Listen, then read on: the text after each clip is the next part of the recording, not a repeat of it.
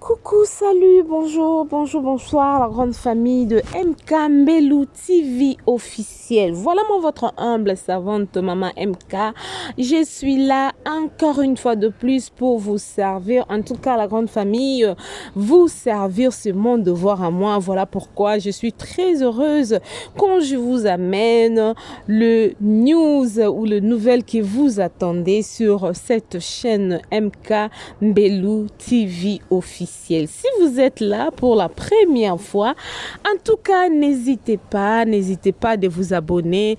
Abonnez-vous massivement, aimez, commentez, partagez le lien.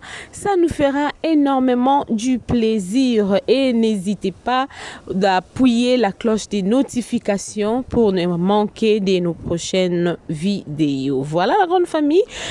Comme vous avez vu déjà dans notre titre, Mama Top et Wato Kilo ya Mboka, c'est-à-dire les kilos du pays. Si on fait le translate en français, kilo ya Mboka, c'est-à-dire les kilos du pays. Voilà Mama Top et Wato en direct des de la Côte d'Ivoire, voilà.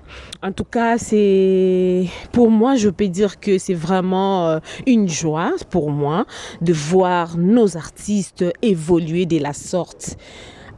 La famille, je nous dis toujours que la patience paye. Mais avant de commencer avec cette histoire de Mama Top Wato, nous allons d'abord demander à tout le monde, celui qui n'a pas encore regardé notre film qui se passe actuellement à Belleville Télévision, l'indécrottable. En tout cas, hâtez-vous, allez rapidement regarder notre film Ekomi Elengi. Ça devient vraiment ça devient spectaculaire. On a vu comment maman Étoile, avec papa Serge, avant ils étaient en bon terme, mais après la maladie de maman Étoile, papa Serge est devenu compliqué. On a vu le frère de papa Serge. Donc la famille, je ne veux pas tout vous relater parce que si je vous le relate là aujourd'hui, là, vous n'aurez pas l'appétit d'aller regarder. Mais je vous invite juste d'aller vite chez Belleville Télévision pour regardez notre film L'Indécrottable. Chez Belleville TV, c'est la différence. Chez Belleville Télévision, c'est la différence qui fait naître. La famille, c'est pour moi une réelle...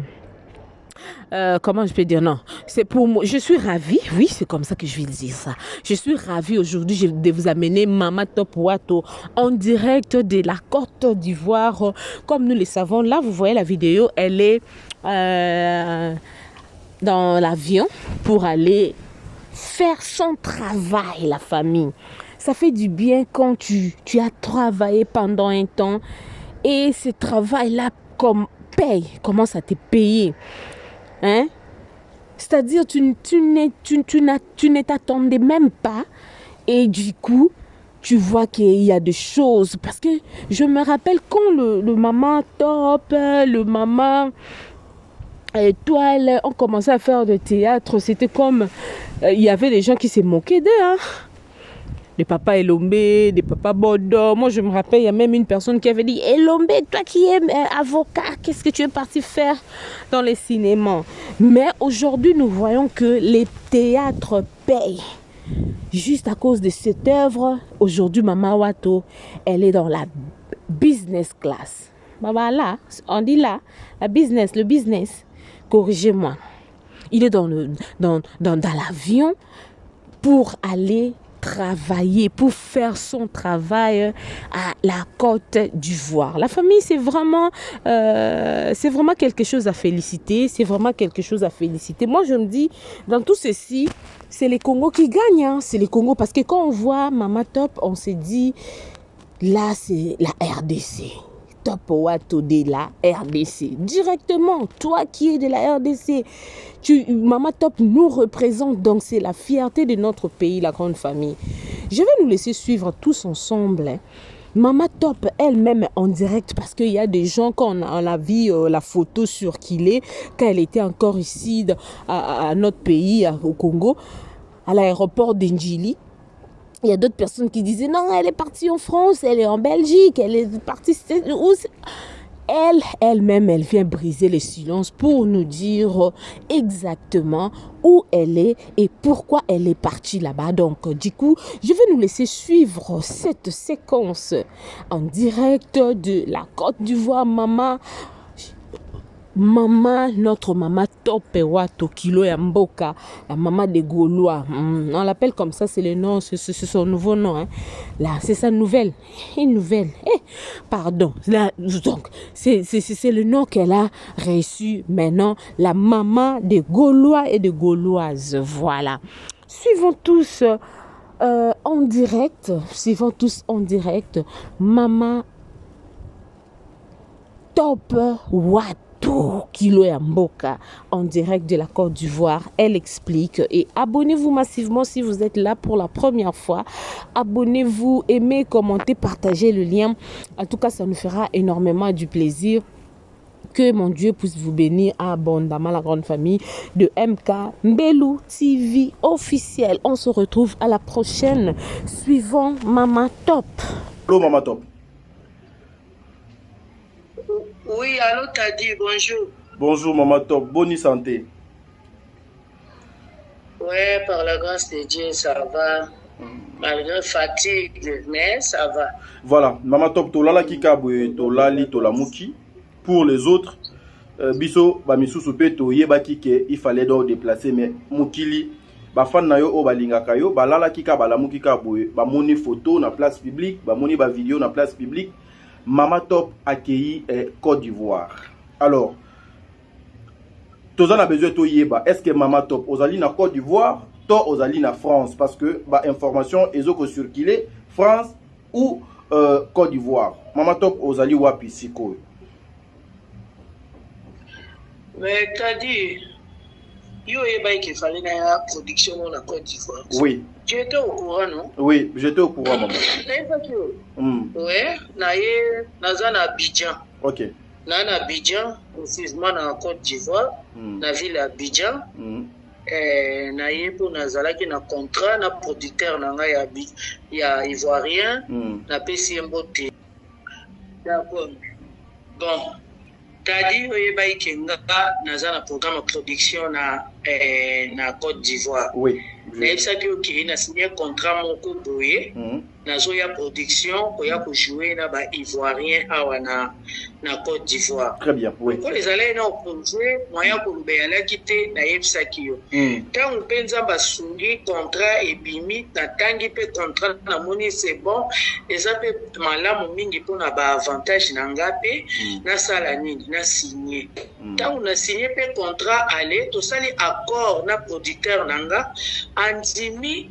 Voilà, yango aussi charge nanga alobi d'accord Maman Top nazo sala billet makambo tout séjour déplacement na yo na moboko nanga ya mwana mokolo tango ekokaki na yebe awa. Je crois bien makambo na osola na yo Belvi pa eba ki yango banda za na poto na solo la ebe na ye na epse ke non na je production moko boye ya ivoirien moko boye aza producteur. Belvi kuta tangeli nga kumbune atombe peki. Ça on dirait yépe muto produit ça on les baya babu. Voilà, en tout cas ba fan nanga naza na Abidjan. Na la parité na Abidjan na Côte d'Ivoire na ye kaka pona vie professionnelle nanga ya musala nangai. Musala ngo e banakoleka nango na Canal Plus. Voilà. Voilà, Maman Top tozo ya nanu wana, mais ce qu'on a besoin to mekape ko comprendre te biso to ba to songi to sala ka to zali ba panzi sango songi nde ba to ba treta biso na songi ezala kuluka koyoka o ezali na minoko na bino na obino bozo ko kanisa surtout pona o etali ba fan na bino voyage na yo awa na Kinshasa eleki na no ndenge nini. Maman Top a voyagé na moyen nini OK na ba ndenge nini parce que nous savons beaucoup plus il y a des producteurs o bayaka po azwa bino pona o etali boulot na bino mais au mona yo ozoki ne Côte d'Ivoire mais balection na no par nzela ya Angola, Brazzaville, aux Ubabis, OK. Yo Maman Top, ça s'est passé comment puis déplacement na yo et salema ki na ba condition ni.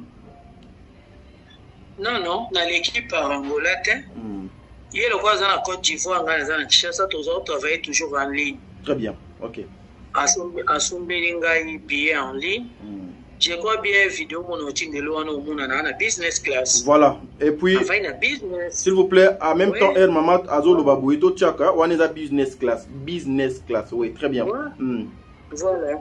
Dans la business class donc à honoringa ndenge ba honoraka ba artiste na bamboka mususu. C'est ça. Voilà. Naza awa okaka kolakisa pe za na tina te na cause ya vidéo au mona place à logenga. Au Pessanzambe, merci. Moi-même, je ne m'attendais pas de ça.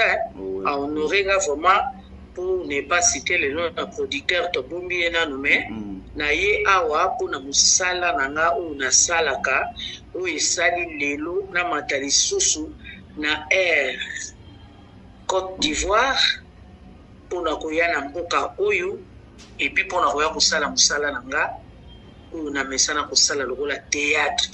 Donc, ils ont été au stade qui est en Angola, direct à l'aéroport et en Djili, à Wambalamo. C'est un peu ça. Voilà. C'est ça. Contrat Nabiso. Merci. Contrat Nabiso, c'est pour 10 jours. Contrat Nabiso, c'est pour 10 jours. Je crois bien par la grâce de 2 semaines prochaines à la chasse. Très bien. C'est ça. Voilà. Mama Top, c'est. Je ne sais pas cette question. Vous allez me répondre comme ça. C'est pour la toute première fois dans la vie professionnelle, il y a Mama Top qu'un contrat aïe et Matisse business class à déplacer à Kena Mboka ya Batumisu.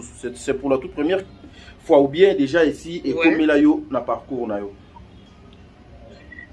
Na vie professionnelle nanga so na lobi ki ya ngom Matisse nga business class c'est pour la première fois dans le bâtiment. Non. Je me rappelle ma voyage. Maman, nalobi pona oetali musala na yo.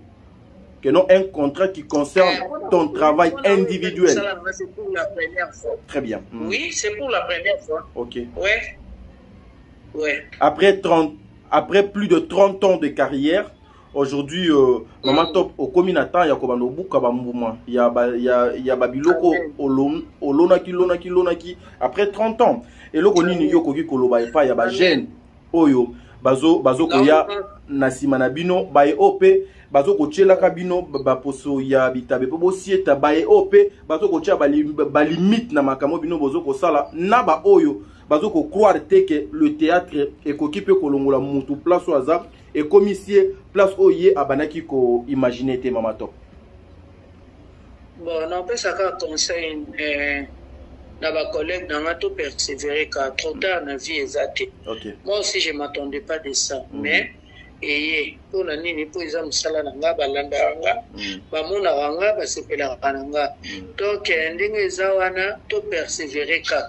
So, biotia mato inabatu, on s'en salate. Ozo yoka, lokolo zolokate. Ozo mona, lokolo monate.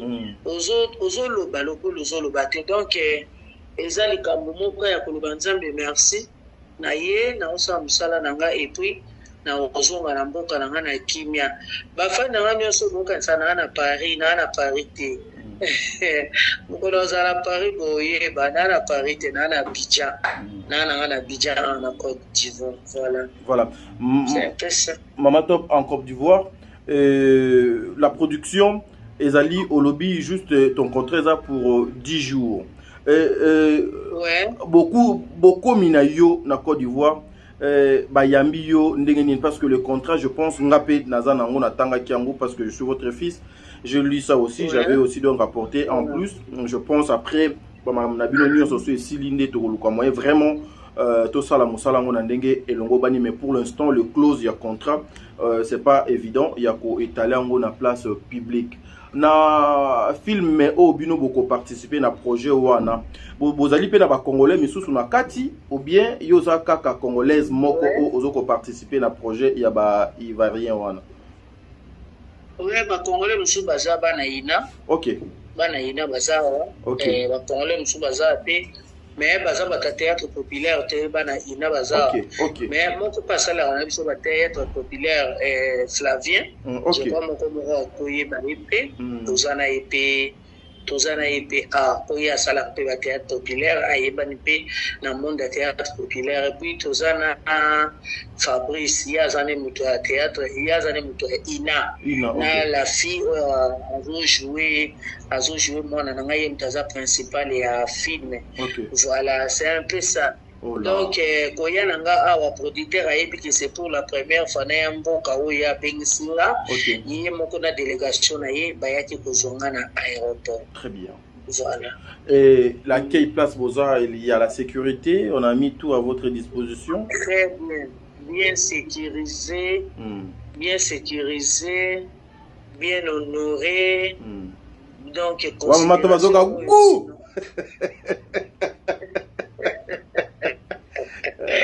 donc je suis considéré donc voilà na ucholia bilo na bango avec maman top soko ina mboka mega pe bilo kwa mboka ngapi non il y a pas de problème, toutefois je vais essayer na kipe na lié to lié petit na souka voilà producteur aussi était là voilà donc ambiance l'équipe bien a uchi donc kotam sona sumba pakia mai sobeka ba steak ba pomme ba bilo na rolia donc avant la voilà donc nazala bien naza à l'aise ba fan nanga balinga mama top azana ye bien zamba zo sala kande to yoka na Yesu to komatina soka ba yoka est-ce que mama top o banaki pe ko calculer ngo que na 2024 mo bo un contrat ayez la yoti na porte ndako na yo au signer et puis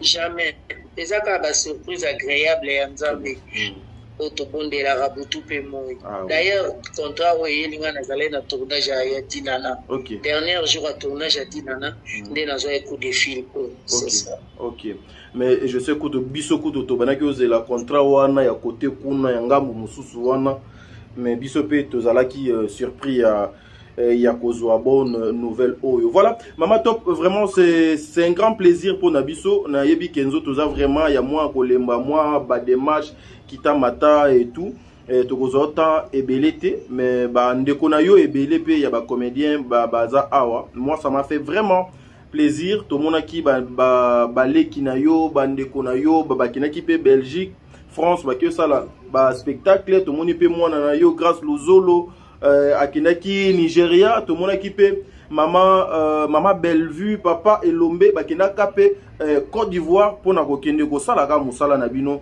ya théâtre. S'il faut aujourd'hui Mama Top avoir un message pour tes collègues pour bandeko nyonso balandaka yo balingaka Mama Top na mboka Kinshasa o babengaka kilo ya mboka ekoki kozala nini surtout pona o etali musala na bino na bato bazo négliger musala na bino.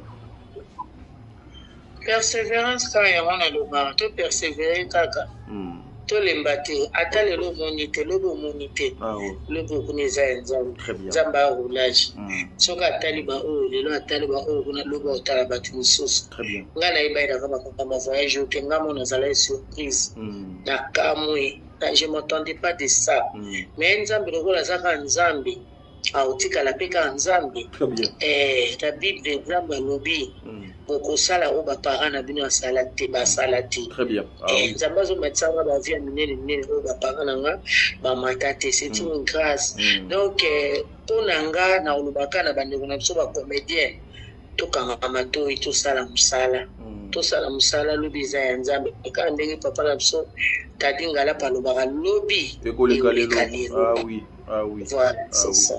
Voilà, merci beaucoup maman. Moi to temps et belé exact Mama Top nakanisi 10 petites minutes. C'est le Congo qui gagne depuis c'est le Congo qui gagne pour le BIP ici la tourna awa Bellevue a tourna papa Lomba tourna topa eko tourner na éviter la mananga banani ba Flavien ba tourner c'est le Congo qui gagne.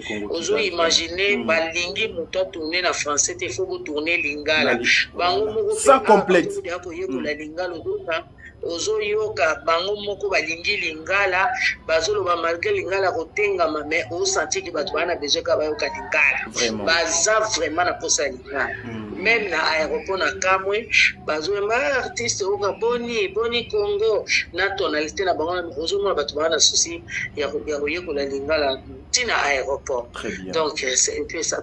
Toujours jouer na français. Ba lobby fo lingala ba te ana besoin lingala ba senga ko to ba papier ba nkoi ba school ba ni ba papier na mais ticket on a pour ezwamité.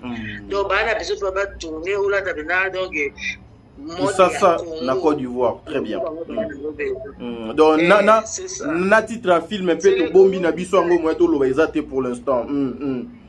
Nyonso to bomba. Titre à film pe eza na lingala. Ngana monaki na titre à film eza na lingala na nini donc eza na lingala donc to bombi yango na magasin.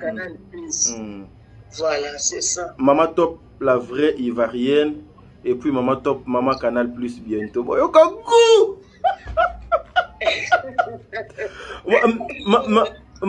Maman Top, attendez d'abord. Ta motivation non nous ezali nini parce que peut-être au se retrouver na scène oyo congolaise soit aza moko ou congolais moko mais aux face il y a ba ivoirien Maman Top. Motivation na yo jusque là ezana no boni.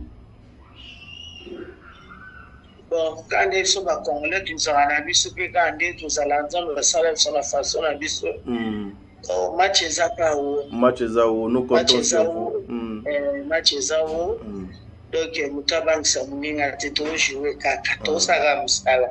Donc, tu dois regarder Bandina et tout qui est dans mon tito. Voilà. N'a pas fan nayo pour nous comme on Tikodo se reposer Mato. Me fan nanga posa la calme batno soignga Maman Top o beta mi tout pour se poser pe la question tenga mo lelo na za en ligne na sino ke na za na Côte d'Ivoire dans Abidjan na ville Abidjan na za na lieu bloc ba ivoirien na zo tourner jusqu'à ce que konange ko kana saini na zo mbokalanga ko sala ba film na ngande bo misala ronatanga donc film au Canal Plus, il y a un film à Canal Plus. Voilà, producteur à CPL, en tout cas, les Congolais ont un talent, tout et tout, voilà. Donc, les Congolais ont intervenir, donc, ils ont ça, voilà. Donc, c'est un peu ça. En tout cas, vous allez à pied, dans les gars, mingi, vous avez au Yangai, vous savez, quand vous avez au Saranga. Lobby, il est allé, le Koyo,